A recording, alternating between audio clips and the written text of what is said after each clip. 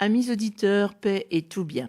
Notre petit quart d'heure franciscain, je vous propose de retrouver la suite de Frère François de Julien Green aux éditions Saint-Léger. Nous sommes donc dans cette grande mouvance du mouvement franciscain, ce mouvement de fraternité, avec aussi, vous le verrez, des étapes surprenantes dans la vie de François, dans cette nouvelle fraternité qui voit le jour.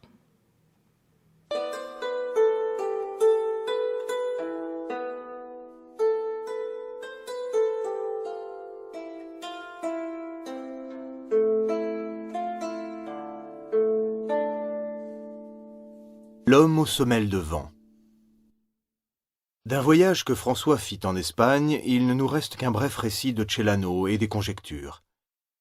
Peut-être alla-t-il à Saint-Jacques-de-Compostelle, mais son ambition était de se rendre au Maroc et d'y convertir le sultan qu'il appelait le Miramoline, ce qui n'excluait pas le perpétuel espoir du martyr. Telle était son ardeur d'atteindre le but de son voyage, que son compagnon avait peine à le suivre, car par moments François prenait le pas de course. Mais une fois de plus, comme à Spolète, comme à Ancône, la route lui fut barrée.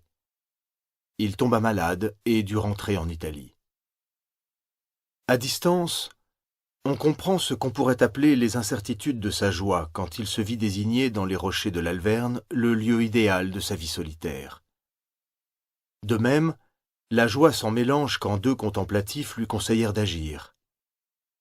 Pour reprendre l'expression chère à Baudelaire, il y avait en lui une double postulation, non vers Dieu et le diable, certes, mais vers bouger et rester en place. Disons plutôt agir et contempler. En Espagne, il retrouvait l'énergie des jeunes années pour se hâter sur les routes, courant non vers le plaisir, mais vers le martyre. On ne se transforme jamais tout à fait. François demeurait fidèle à sa nature. Il n'y avait que la direction qui changeait. De toute façon, il était clair que la Providence le voulait en Italie. Revenu à la Portioncule, il acheva sa convalescence et, doucement incorrigible, céda de nouveau à l'attirance de la route. Aucun espoir de martyr en Ombrie, mais l'action, la prédication, la visite des petits groupes de frères dispersés dans la campagne ou retirés dans les ermitages, car il en arrivait de plus en plus de ces hommes pauvres ou riches qui délaissaient le monde et qu'on voyait deux par deux, l'un derrière l'autre, priant et marchant dans les chemins. Nombreux étaient ces inconnus dont François avait jadis entendu les pas. Il fallait les voir, les instruire un peu. Et puis, il y avait ceci qu'on ne peut pas oublier. François était un homme de plein air. On ne le voit pas enfermé trop longtemps dans une cellule de couvent. La route, les grands chemins, la parole de Dieu semée à tout vent. La contemplation ne pouvait être écartée, sans aucun doute. Elle trouvait sa place au cœur de la nuit. Le jour, il fallait agir. Et au fond de tout cela, la nostalgie du martyr. Il viendrait plus tard. Suprême récompense avant l'entrée au paradis. Certes, mais pas comme il le pensait. En attendant, il se mit en route avec frère Léon pour évangéliser encore la vallée de Rieti, qui n'en finissait toujours pas d'être païenne. Ce ne pouvait être une pénitence que se promener dans ce paradis. L'Italie n'a rien à offrir qui parle plus directement au cœur que ces collines en pente ombreuse où les cyprès se dressent comme des veilleurs autour des villages, des champs et des prés à l'herbe épaisse. On ne s'étonne pas que ce paysage se soit si profondément accordé à l'âme de François d'Assise. On s'étonnerait plutôt qu'à un moment ou l'autre de l'histoire, un saint François n'eût pas surgi du sol dans ce coin enchanté de l'univers. Une nature d'une séduction aussi doucement spirituelle appelait l'homme assez près du ciel pour lui faire entendre un jour le chant extatique de la terre. François jetait autour de lui le regard d'un amoureux toujours émerveillé. L'habitude n'y faisait rien. Tout gardait sa puissance, tout restait nouveau. Nouveau comme Dieu. Ainsi François portait en lui cette terre d'Ombrie dont ses vêtements et ceux de ses frères empruntaient la couleur. bien loin les jours où on lui jetait de la boue et des pierres. À présent, quand il arrivait dans une ville, des cris de joie l'accueillaient, et au son des cloches, on allait au-devant de lui en chantant des psaumes, des branches de feuillage dans les mains. Il prêchait le retour à Dieu et l'obéissance à l'Église. Réformateur, il ne le fut jamais. La foule qui l'entourait lui taillait des morceaux de sa tunique jusqu'à le laisser presque nu. « Le saint! Voilà le saint !» criait la foule. Séviva, qu'en pensait-il? Nous le savons très bien. « Ne me canonisez pas trop vite, » dit-il un jour lors d'un triomphe de ce genre. « Je suis encore parfaitement capable de faire des enfants. » Précieuses paroles qui éclairent tout un aspect de sa vie intérieure, son humilité profonde, le refus total de toute gloire humaine, et cette vue sainement ironique de lui-même qui lui permettait de garder tout son équilibre en présence d'une réussite étourdissante. Peut-être s'interrogeait-il aussi sur le grave problème de l'avenir, organiser sa fraternité et la gouverner. En était-il capable? Il se le demandait. Mais en cela, comme en tout, le Seigneur le guiderait. Patience. On verrait bien. On raconte que saint Bernard fit à pied le voyage d'un bout à l'autre du lac de Genève, sans seulement s'apercevoir qu'il y avait de l'eau à côté de la route. Sa capuce baissée sur la tête, il suivait à la fois son chemin et le cours de sa méditation. Trait qu'on peut admirer et qui met en lumière ce que les Allemands appelleraient la Weltanschauung de François. Autrement dit, sa conception, ou mieux, sa vision du monde si totalement différente. Le plus aimé de tous les saints n'était rien sinon un grand amoureux du monde visible comme du monde invisible. Quand de sa fraternité on fit un ordre, il dut souffrir, parce qu'il voyait un frère en tout être vivant, et que ce terme de frère lui tenait au cœur. Tout entrait dans cette fraternité, parce que tout sortait des mains de Dieu créateur qui est amour. Il annexait le soleil, et sans hésitation étendait son domaine jusqu'au dernier brin d'herbe et au dernier des insectes. En hiver, il faisait donner du vin et du miel aux abeilles pour les garder en vie durant les grands froids. Il parlait aux fleurs, respirant leur parfum avec délice et les invitant à louer à leur façon le Seigneur. On s'émerveille de voir qu'un homme à peu près inculte ait pu donner à l'Italie son premier grand poème en langue vulgaire. Il serait beaucoup plus étonnant que ce cri d'amour de la création ne fût pas sorti de la poitrine de François. Il l'avait en lui depuis son enfance.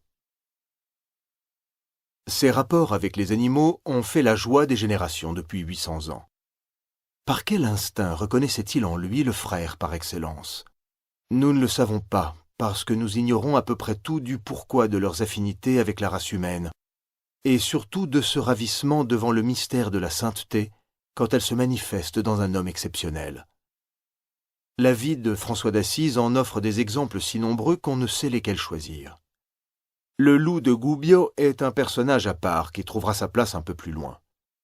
Mais arrêtons-nous un instant sur le lac de Rieti, où un pêcheur vient d'offrir à François une tanche que François appela frère, lui recommanda de ne plus se laisser prendre comme il faisait toujours en pareil cas, et la remit à l'eau près de la barque.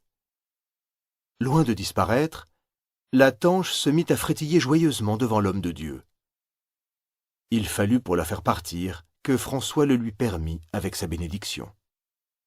Les récits de ce genre gardent toute leur nouveauté, leur charme et leur vraisemblance. Libre aux sceptiques d'en sourire. Laissons-les frétiller joyeusement dans leurs doutes. Près de Saint-Serge, en Russie, d'autres animaux témoignèrent de la même tendresse pour la sainteté de l'homme. Il ne pouvait avoir de compagnon plus affectueux que frère Léon, ni plus attentif à toutes ses paroles. Celles-ci devaient être consignées plus tard sur de petits rouleaux de parchemin, et ce sont les fameux rotulli qu'on cherche encore dans tous les coins de la terre franciscaine. Puisse-t-on les retrouver un jour au fond d'une bibliothèque ou dans un mur? Il nous livrerait peut-être un François d'Assise que nous ne connaîtrons jamais assez complètement. En attendant, Suivons-le sur les pentes du Monte Rosato jusqu'au couvent de Poggiobustone, à 800 mètres d'altitude, fondé lors d'un premier voyage. La vallée s'y découvre dans toute la splendeur de cette lumière tendre et dorée qui répand le bonheur. N'est-ce pas un lieu idéal où mener la vie contemplative? Peut-être. Mais François veut aller plus haut. Il est épris de beaux paysages comme le fut Saint-Benoît. Et c'est à près de 1100 mètres d'altitude, sur cette même montagne, qu'il trouvera son ermitage de prédilection, sous un mur de haute falaise. Comme il se sera grisé de pure beauté. Qu'importe la souffrance presque perpétuelle du corps, dominée par l'indescriptible joie du cœur. L'invisible est si proche dans le silence de ses hauteurs et dans l'éblouissement de ces lointains de terre promise. Il faut pourtant s'arracher à tout cela, redescendre, faire partager aux hommes la divine allégresse qu'il reçoit dans ces moments d'amour pur. Il a le don de rendre la paix et de faire sourire. Quelque chose se transmet par lui du ciel à ses frères et à tous ceux qui l'approchent. Cependant, la solitude restera pour lui la tentation incessante. La montagne la lui donne, mais l'infatigable chercheur de Dieu va la trouver ailleurs, dans une île du lac Trasimène, non loin d'Assise et de Pérouse. Longue et boisée, elle se présente comme un refuge plus secret encore dans le clair-obscur de ses arbres. Des animaux sauvages viennent à lui par ce phénomène de séduction dont il n'est pas maître. Frère Léon, qui l'a fait passer dans une barque, le laissera seul tout le temps de cette retraite. Mais François ne restait pas en place, et au bout de quelque temps, il se remit en marche sur les routes et dans les collines de l'Ombrie et vers le nord, pour aller visiter les ermitages de plus en plus nombreux.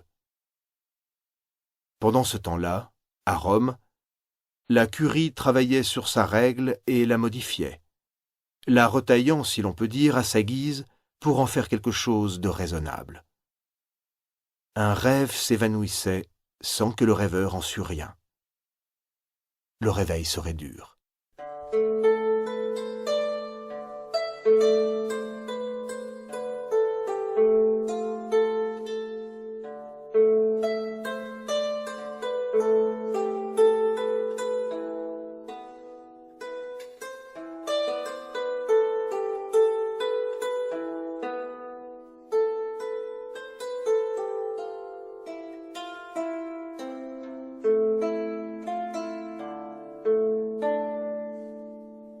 L'homme aux semelles de vent. D'un voyage. Rendez-vous la semaine prochaine pour toujours poursuivre avec Frère François de Julien Green sur cette aventure de la première, on peut dire pas la première, mais la belle fraternité consolidée du Moyen-Âge, dans une étape aussi où nous allons découvrir un frère qui a eu son importance, mais qui, vous le verrez, a aussi ses côtés sombres. Il s'agit de frère Élie.